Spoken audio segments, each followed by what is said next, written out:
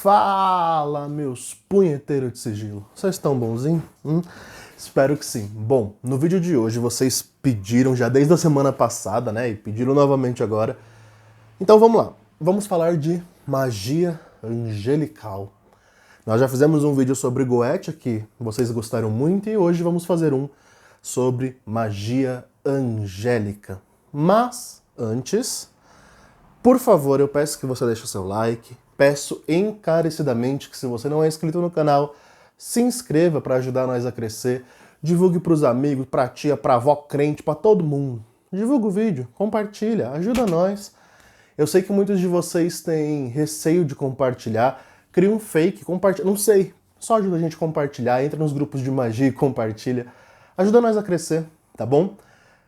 Se você está precisando de algum serviço oracular, de magia, qualquer coisa do tipo, chama nós que a gente faz acontecer também, né? Lembrando que esse mês nós temos o rito coletivo para amor com magia enoquiana, magia angélica também, mas não é dessa que a gente vai tratar hoje, né? Magia enoquiana é um outro rolê, né? Mas é um rolê muito, muito poderoso também. Hoje nós vamos falar dos anjos do Shen Hemaforash, né? O chamado anjo do Shen. E para começar o nosso tema, precisamos primeiro entender de onde advém essa tal magia angélica, né? Para entender isso, a gente precisa entrar um pouco na mitologia hebraica, mitologia judaica, né?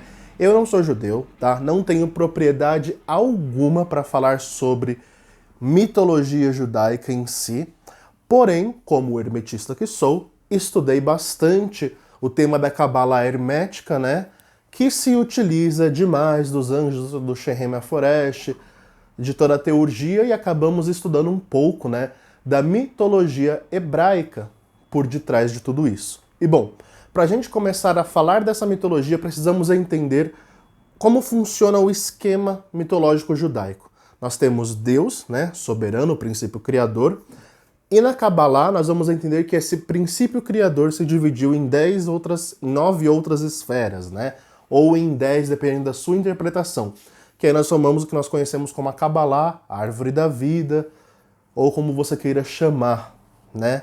Que são manifestações de Deus em diversas áreas energéticas diferentes. É como se Deus tivesse se dividido em diversas partes, e essas diversas partes fossem formando por si só esquemas de geração de vida um após o outro até chegar na materialização, que é o plano onde nós vivemos, né? Então, bom, o Shen Hemaforash, como é chamado, né, nada mais é do que os 72 nomes de Deus, né? Ah, mas da onde que surge isso? Bom, isso surge da Bíblia, né? Um cabalista judeu, ele foi interpretar de acordo com a gematria, que é a numerologia hebraica, né? Porque, para quem não sabe, o alfabeto hebraico, ele é um alfabeto mágico, que ele não é constituído apenas de letras como o nosso alfabeto escrito, mas cada letra tem um valor numérico, cada valor numérico tem um valor simbólico, e cada valor simbólico tem uma atribuição energética em volta dela, né? Então, na gematria, esse rabino, né, judeu, ele foi fazendo diversas anotações de uma passagem do trecho do livro de Êxodo, aonde, pelos cálculos gemátricos que ele foi fazendo, em hebraico ele foi tirando diversos nomes dali de dentro, que são os diversos nomes de Deus, né? Esses nomes são nada mais, nada menos do que qualidades de Deus, do Criador, né? E essas qualidades são chamadas de anjos. Sim, então, de acordo com a interpretação rabínica, né, o Shen Hemaforash, ou os 72 anjos, né, não seriam anjos como criaturas, senão emanações de um nome divino, palavras de poder que têm uma manifestação em nosso plano, né, desde o plano sutil até o nosso plano, de uma forma que consiga nos atingir. Tá confuso? É pra ser, porque é confuso mesmo, é complexo o tema, né? Mas para tentar facilitar o tema, imagine você a nossa Umbanda. Acho que vai facilitar mais se a gente trazer para o nosso exemplo da Umbanda, né? Na Umbanda nós temos lá Caboclo Sete Flechas, Caboclo Tupinambá, Exu Capa Preta, Exu Morcego, Exu Veludo, Pombogira Maria Mulamba, Maria Padilha, Maria Figueira, não sei o que, não sei o que lá. Esses nomes são nomes de entidades, pessoas, ou nomes de falanges? Quem é umbandista vai saber que são nomes de falanges. Então, a alma que está por detrás, a criatura que está por detrás daquela emanação, nós não sabemos quem é. Sabemos que é um espírito desencarnado que, às vezes, depois de muitos anos trabalhando com você, esse espírito revela o verdadeiro nome ou não na Umbanda, né? Mas nós sabemos que a falange dele é a falange dos morcegos, a falange do capa preta, a falange do tranca-rua, né? A falange da vovó Maria, e por aí vai. São falanges, né? Ou seja, como se fosse uma empresa que trabalha com um determinado produto. Acho que mais do que isso eu não consigo facilitar no exemplo. Mas bom, é isso. São como se fossem uma empresa que trabalhasse com um produto específico, e esse produto específico é o que chega a nós com aquele nome. Capa preta, ou então Gabriel. Entende? É claro, é uma comparação esdrúxula, não tô querendo dizer que é a mesma coisa, são níveis energéticos diferentes, emanações diferentes, presenças diferentes, mas é só um exemplo para vocês entenderem como que funciona o Shem Remé Foresh. Tá? Então, assim, nessa visão cabalística, Deus ele tem 72 nomes, e esses 72 nomes, ou atributos, né, qualidades da presença de Deus, são manifestadas em personificações, ou falanges, como nós chamaríamos na Umbanda, que são as entidades que trabalham como anjos na magia angelical. Beleza? Isso é importante a gente entender para a gente compreender que na mitologia hebraica, né, na mitologia judaica, os anjos existem enquanto criaturas que são nada mais, nada menos do que energias emanando de um único ser. Deus, né, o princípio criador, ou como você queira chamar, emana essas energias, e essas energias tomam forma, personificam-se em plasmas, né, energéticos que se tornam criaturas que nós não conseguimos compreender ao todo a essência e o mistério delas, né? E essas criaturas, elas se fundem em uma espécie de falange aonde nós temos o acesso por meio de um ritual todo elaborado. Entenderam isso? É fundamental que você tenha entendido. Se você não entendeu essa parte, já deixa aí nos comentários, porque isso aqui vai ser uma mini aula, assim como foi o de Goethe, né? E bom, do Shem Remé Foresh derivou-se os anjos, né? E aí tem toda uma prática própria da Kabbalah judaica, né? De meditação com esses 72 nomes divinos. Na Idade Média, nós temos a grande expansão da magia grimorial. Se você não viu meu conteúdo sobre magia grimorial que eu fiz de Goethe, eu vou deixar aqui embaixo o link do vídeo de Goethe para você poder assistir, tá bom? E entender melhor, porque eu não vou me aprofundar aqui, senão a gente vai ficar 2 horas falando novamente. E o grande expoente da magia angelical medieval foi Tritêmios. Quem foi Tritêmios, né? Joannes, né? Tritêmios, ele foi um abade. Sim, um monge. Assim como eu fui monge, ele também foi monge. E ele foi um monge beneditino, da ordem dos beneditinos. E nessa ordem, na Idade Média, pensa, não tinha televisão, não tinha nada, não tinha absolutamente nada. O que esse abade resolveu fazer? Estudar ocultismo, né? E ele foi estudando a Kabbalah, estudando aqui, estudando ali, puxando de um lado. Nessa época já tinham os alquimistas e as confrarias bem formadas, né? E a Igreja Católica estava envolvida em tudo isso, né? Por debaixo dos panos, e Tritêmios ele então cria um sistema de contato com os anjos do Shem Remé Foresh.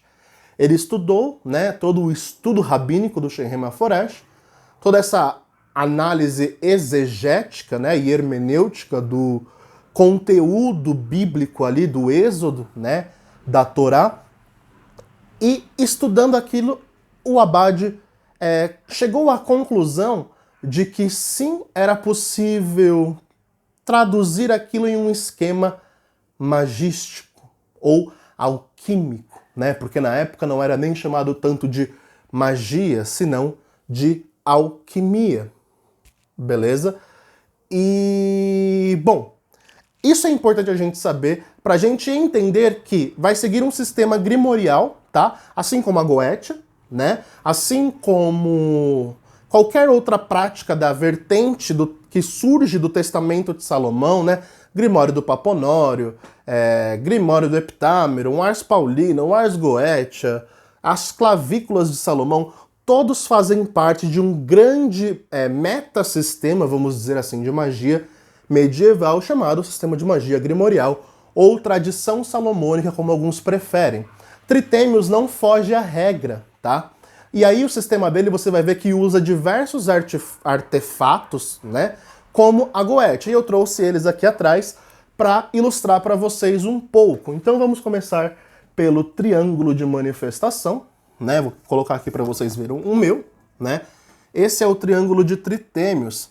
Vocês podem observar que ele tem o triângulo, né? Você pode observar o triângulo aqui, assim como o da Goetia, porém ele tem um hexagrama, uma cruz em forma de X e um pentagrama em cima.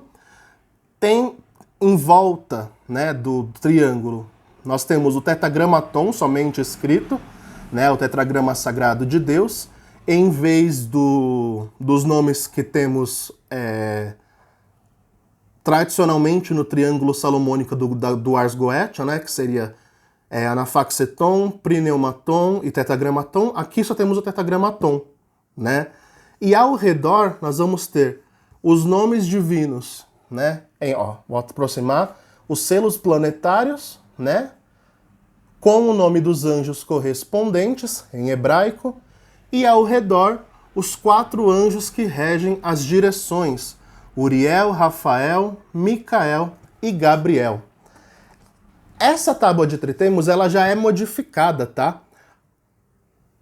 Ainda não é a original.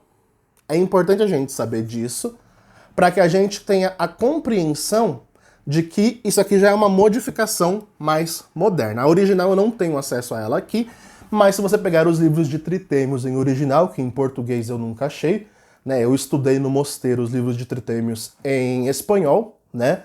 E em alemão. E, claro, não sabia alemão, mas consegui traduzir ali aos poucos. E bom, foi assim, né? Essa é a tábua de tritêmios com o nome dos anjos, o nome dos regentes planetários, de todos os arcanjos. E no sistema de tritêmios nós temos o contato com essas entidades. Como disse, o triângulo de manifestação, que era uma ferramenta básica da magia salomônica, né? Para os espíritos se manifestarem em forma evocatória, era aqui dentro que eles se manifestavam. Seja na Goetia, seja na Angélica, né? Nós temos, assim como na magia Goetia, os selos, né? Dos anjos, dos arcanjos e tudo mais, né? Aqui eu trouxe alguns exemplos, esse é o selo de Rafael, né? Tá aí para vocês analisarem o meu, feito em papel canson mesmo, tá? Os anjos, diferente dos daimons, não se preocupam muito com o material que a gente usa, nem nada disso, né? Tem o selo de Camael, que é um dos arcanjos que eu contato com bastante frequência também, né? O arcanjo de Marte.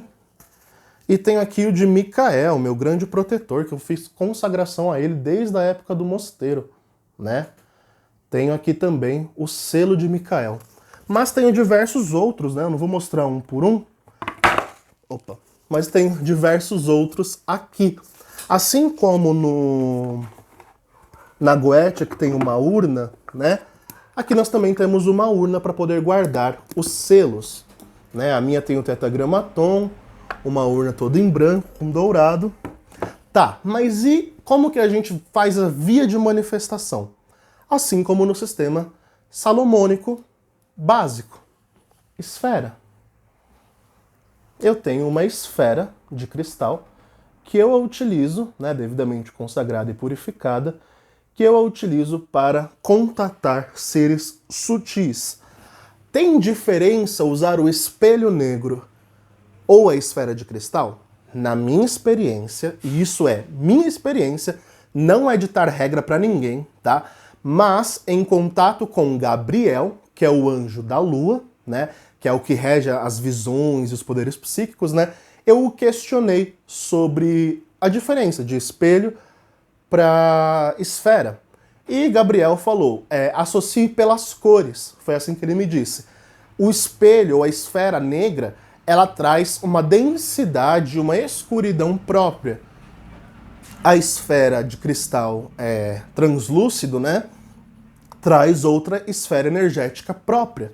Pela cor atribuída, você consegue identificar a energia. Foi o que ele me disse. Então, nas minhas práticas, eu uso a esfera somente para contatar energias sutis, como anjos, arcanjos, seres enoquianos e por aí vai, né?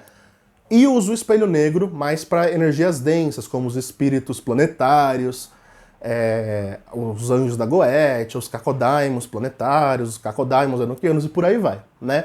Então eu uso como se fosse aquela coisa da esquerda e direita. Novamente eu aqui trazendo a Umbanda para comparação, porque é uma boa comparação.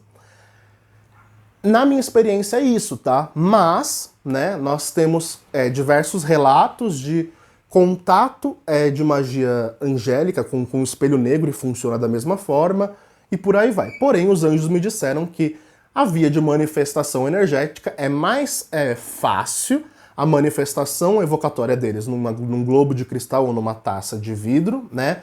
Desde que seja translúcido, né? Do que em um objeto negro, um espelho negro, uma esfera de obsidiana, ou um espelho de obsidiana em si, tá? Mas eu repito, isso é a minha experiência. E bom, eu queria trazer para vocês esse relato, né, de como que é as ferramentas, e ilustrar, assim como eu fiz no vídeo de Goethe, para vocês entenderem que tudo faz parte de uma mesma tradição. Muita gente vem questionar, você pratica diversos sistemas mágicos? Eu falo, bom, eu pratico um metasistema mágico com diversas ramificações, porque eu sou praticante de magia grimorial, né? E a magia grimorial medieval se estende de um metasistema, que é a tradição salomônica, em diversos outros sistemas. Vai para diversos grimórios, vai para diversas ramificações da arte, mas é tudo um metasistema que nós chamamos de magia cerimonial, porque é toda uma cerimônia envolvida. E como que funciona o processo de evocação? Novamente, nós temos a mesma base da Goetia, porém nós vamos contatar energias sutis, né? O sistema, para quem não entende de magia grimorial ou pratica há pouco tempo, vai se pegar a muitos detalhes que não precisam ser pegados, né? Não precisa ser atados, né? Por exemplo, você vai ver que o círculo mágico de Tretemos é diferente do Goetia. O triângulo de manifestação também. Isso, aquilo muda, né? Por exemplo, a tábua da arte que eu mostrei para vocês, a de Tretemos aqui é toda recheada de nomes de arcanjos. A do Goethe é apenas um triângulo com 3 nominhos ali e Micael no meio. Mas, se eu não tiver um dos dois, eu posso praticar com o outro, porque faz parte de um metasistema, vocês entendem?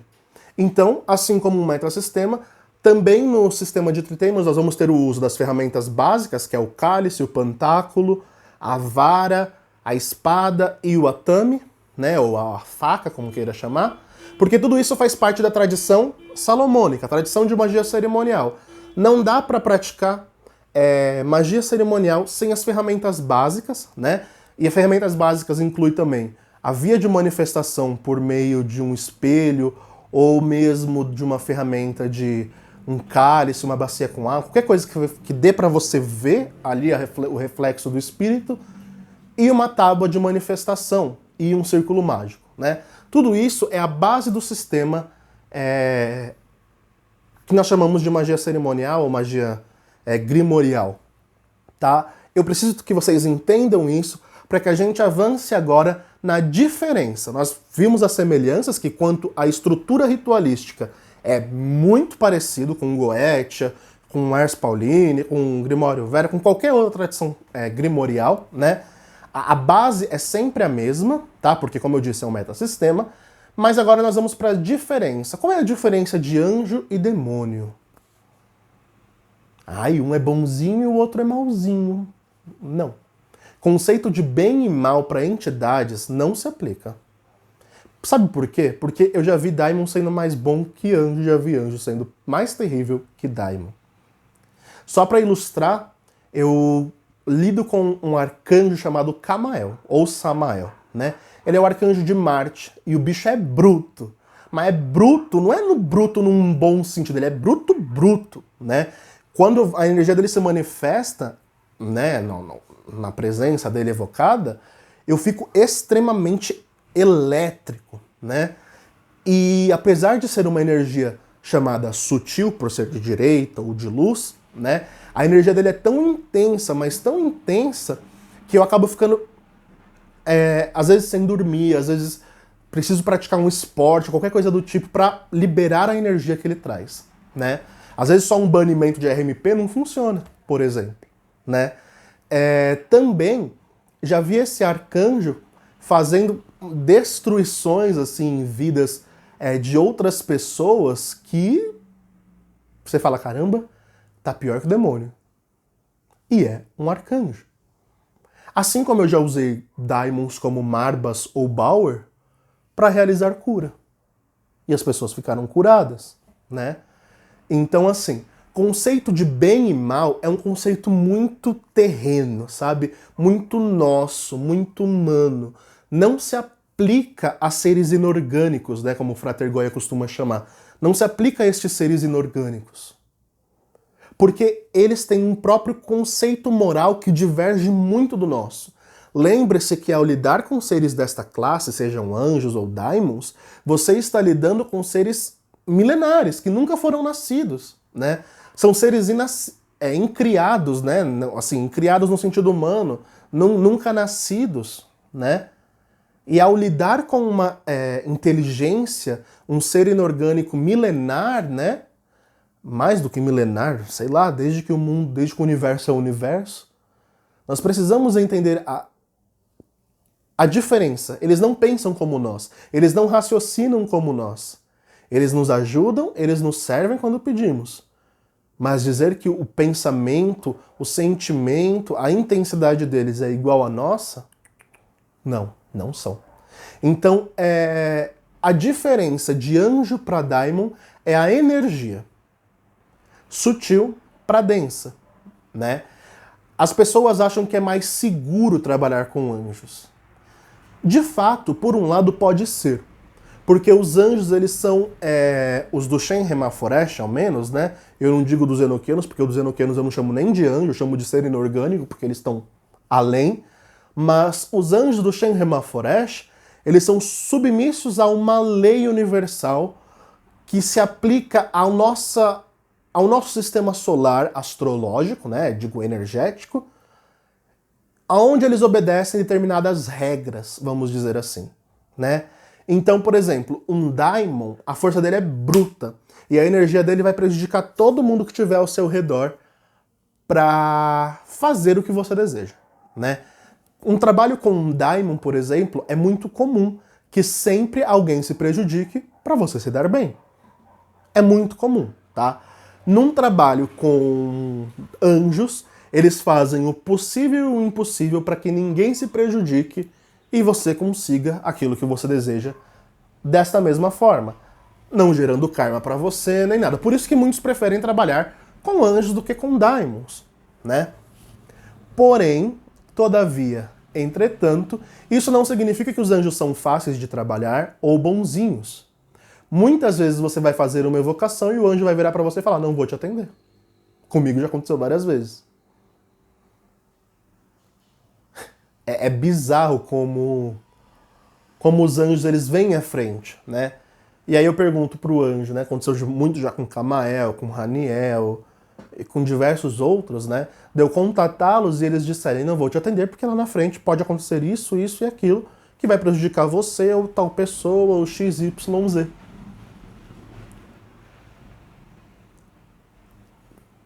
Então, assim, anjos trabalham de uma forma sutil, entende? Energia sutil é uma energia que vai de forma leve, de forma branda, sem aquela ignorância toda ou brutalidade toda que um Kakodaimon utiliza ao realizar o intento que você fez com ele. Isso precisa estar claro para você entender que a principal diferença entre anjo e daimon e o trabalho que eles executam, energeticamente falando, é esse. Entretanto, aqui vai uma má ideia que eu vou falar, mas eu acho que é importante para ilustrar. É muito mais eficaz você fazer um ataque mágico astral, né? Quando você quer atacar alguém usando um anjo ou uma energia sutil, mesmo que não seja anjo, né? Mas uma energia sutil, do que uma energia densa. Porque a energia densa ela é bruta e ela vai de uma vez. E se não funcionar, já era. Ela é uma energia cega atirada. Enquanto o anjo é uma esfera sutil. É uma esfera que vai aos poucos. Ou o anjo, eu digo a energia sutil em si, tá? Aqui a gente foge do esquema anjo-daimon, mas entra em qualquer escala energética que você vai utilizar, tá? Eu estou usando o exemplo de anjo e daimon porque são práticas da magia, do sistema mágico grimorial, né? Que nós estamos tentando ilustrar aqui. E bom, dito isso, convém a gente trazer aqui que anjos não são aqueles seres bonitinhos pintados na igreja, né? Hoje em dia já está até na moda várias ilustrações dos anjos judaicos, né? A visão de Ezequiel, visões apocalípticas dos anjos, né? Eles são seres, pela minha experiência, daquilo que eu vejo se manifestar, dá mais medo do que ver um daimon. Porque o daimon, eles entram naquelas coisas dos contos de Hollywood que a gente está acostumado a ver hoje em dia, né? Então, ver um ser mitológico que é um daimon, como uma quimera, ou um dragão, uma fênix, qualquer coisa do tipo, um centauro, né? Um sátiro. Beleza, a gente já tem na nossa fantasia isso. Agora, um anjo, eu não consigo nem descrever para vocês a manifestação de um anjo, né? É um ser cheio de olho, é bizarro, ele não tem uma forma nada parecida conosco, né? Então, é muito difícil. Alguns deles tomam forma humana quando aparecem a nós. E daí deriva as ilustrações que nós temos da Igreja Católica, dos anjos em forma humana, de túnica branca, loirinho, com duas asinhas e com um bastãozinho ou uma espadinha na mão. Porque às vezes, sim, eles tomam forma humana para que nós não caiamos desfalecidos, né? E sim, é muito comum quando uma presença sutil vem, né, sobretudo de um arcanjo para cima, você ter algum pequeno devaneio. Ao menos comigo, tá? Novamente aqui nós entramos na área da experiência, né? Quando eu chamo por um arcanjo ou por uma energia sutil muito forte, eu tenho um pequeno devaneio, como se fosse um pequeno desmaio mesmo.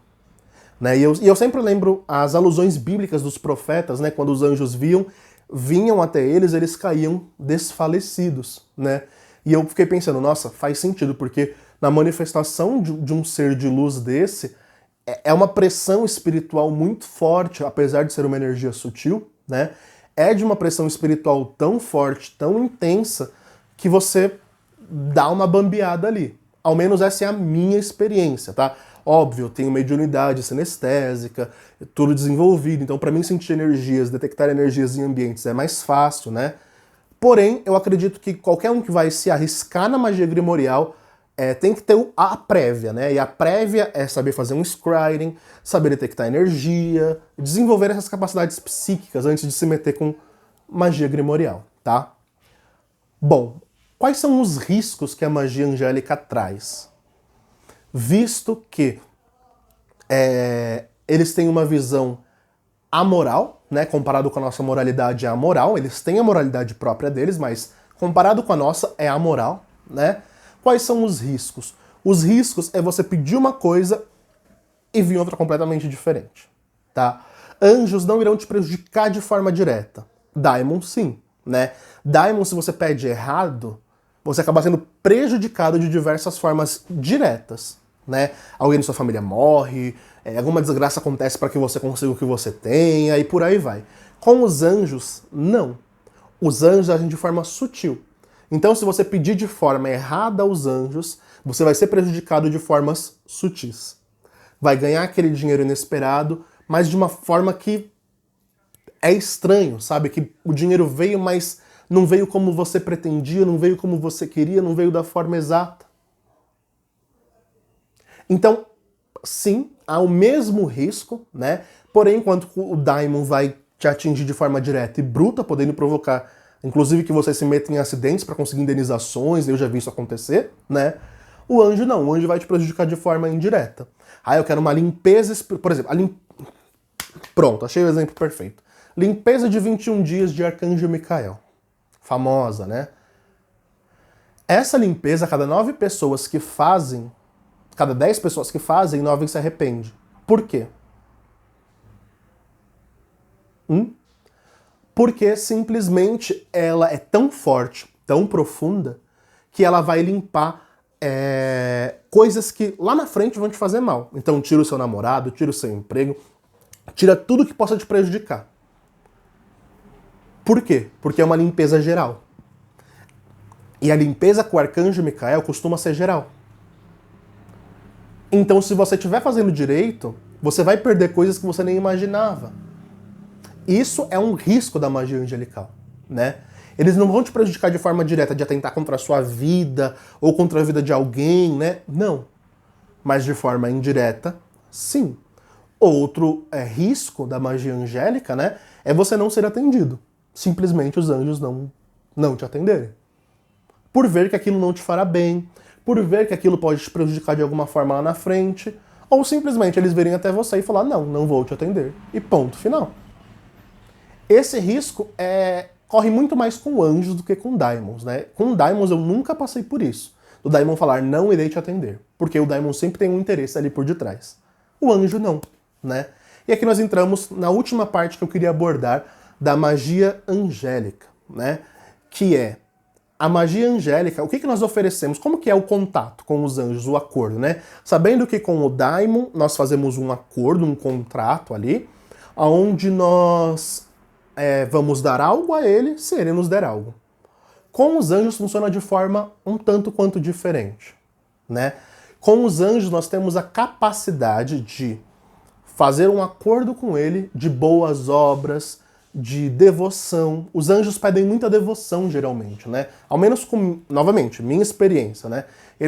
Sempre que eu falo, o que eu posso te dar em pagamento pelo que você vai fazer por mim, eles sempre falam, bom, nada do que vocês têm nos agrada, né? Então, tipo, enquanto pro daimon oferendas como velas, frutas, comidas, selo no metal dele, tudo isso faz muita diferença pro daimon, né?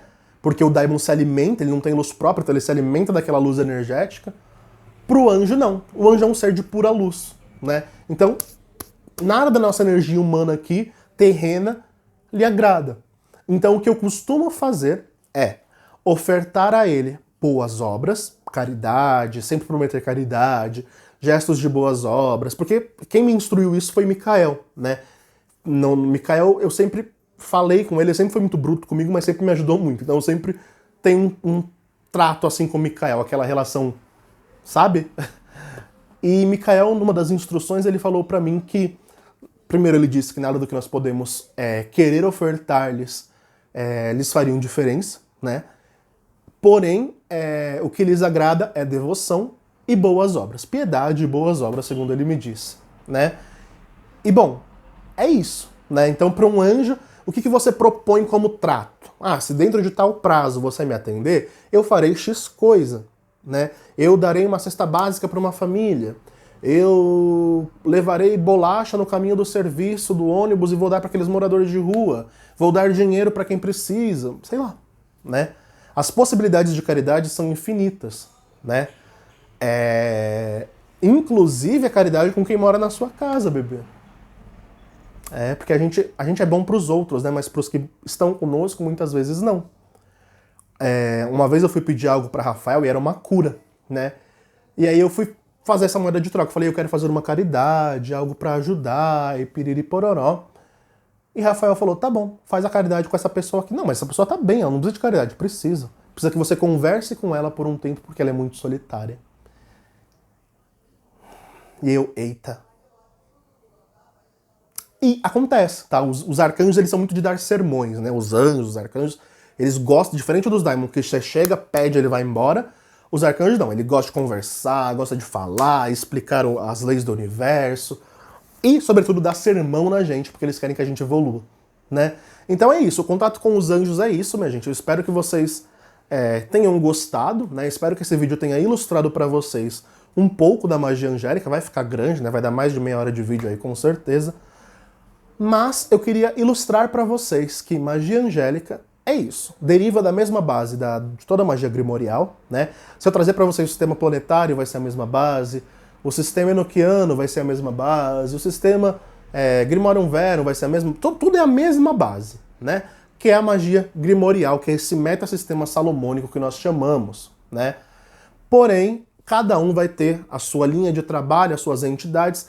Importante falar antes que eu esqueça, já estava esquecendo. Cada um dos 72 anjos do Shen Hemaforesh frustra um dos daimons da Goetia. Sim, existe essa rinha. Rinha de capeta com anjo, essa briga, essa loucura toda, né? Então, quando você chamar algum daimon e der ruim, saiba que você tem um anjo que pode frustrar esse daimon. Porém, o anjo pode muito bem se recusar a frustrá-lo. E eu já vi acontecer. No caso que eu relatei de Valak, vocês lembram que eu relatei um caso de Valak? E de Asmodai também? Os anjos que deveriam frustrá-los virou para mim e falaram: não vou ajudar. Simplesmente não quiseram ajudar. E aí eu tive que recorrer a outros seres, de outros anjos, e por aí vai, para conseguir resolver a situação. Mas às vezes o próprio anjo que frustra o daimon fala: bom, você chamou, você que se vire, aguenta o rojão. Meu filho. Repito. Meu caminhão do gás justo agora, poxa. Repito, né? Anjo não é bagunça. Tem gente que acha que anjo é bagunça, que é brincadeira, que você vai fazer a magia acontecer ali e, beleza, é oba-oba. Não é. Eu digo mais. Ao meu ver, é muito mais difícil se trabalhar com anjos do que com daimons. Porque o daimon, ele tem muito aquilo de fazer aquilo que a gente quer, independente do que for rolar. Você só precisa saber pedir bem, fazer um bom acordo e tá sussa. O anjo não. O anjo você tem que saber o que pedir, como falar, o que falar, calcular se isso é justo, se isso não é justo, se vai prejudicar, se não vai prejudicar. Tem N nuances com os anjos, N detalhes que você tem que calcular para não ser prejudicado. Entretanto, se algo der ruim com o daimon, você vai ter que implorar para um anjo te ajudar. Há quem diga que foi Tritemius que compilou tanto a lista de 72 daimons quanto a lista dos 72 anjos, né? É pura mentira, porque os 72 anjos 72 nomes, né, do Shen Hemaforesh já existiam antes de Tritemius. E o Ars Goetia veio bem depois de Tritemius, tá? Compilado com todos os nomes demoníacos, né? Então não é verdade, tá? Não acreditem nisso, né? Porém, sim, nós temos em Dr. Hood essa comparação anjo versus demônio, né? Onde ele vai frustrar um daimon com um anjo, e para você evocar o daimon, você invoca o anjo antes, né? É bem interessante esse sistema goético do Dr. Hood. Mas convém dizer que o primeiro ali, pelo menos que eu tenho consciência, pode ser que eu esteja errado, mas o primeiro que colocou essa rinha de Daimon versus Anjo dos 72 contra os 72, né, os 72 gênios bons contra os 72 gênios maus, né, foi aí o Dr. Hood, né, que compilou isso. Bom, gente, eu acredito que eu falei basicamente tudo, né, para vocês entenderem o que é o sistema de magia angélica, como funciona o trabalho com os anjos.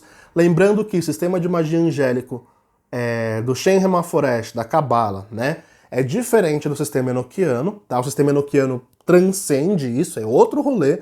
A gente pode fazer outro vídeo aqui sobre magia enoquiana mais pra frente, né? Porém, o dos 72 anjos é isso. Espero que vocês tenham gostado. Repito novamente, tem ritual coletivo de amor com os enoquianos, não é com os anjos do Shen Hemaforesh no final desse mês, né? Mês dos namorados, vamos aproveitar essa energia. Tem... O que mais tem? Tem consultor oracular, tem agenda aberta já pra semana que vem. tem ritual, tem todos os serviços mágicos que você precisar aí, tá bom? Fiquem bem, se cuidem. Esses dias veio uma bolsominion comentar num vídeo aqui, gente. Não é bem-vindo, tá? Se você é bolsominion, pode sair. Eu prefiro ter 0 inscritos do que ter um monte de bolsominion aqui. Não gosto do presidente, não vejo verdade nele, não vejo nada de bom. Vejo que o nosso país está lascado por culpa desse homem. E fiquem em casa, tomem vacina, não sejam anti-vacina, não caiam em ideias bestas, tá bom, gente? Olha. Enfim. E precisando, tamo aí. Segue nós nas redes sociais, segue nós em tudo quanto é lugar e falou!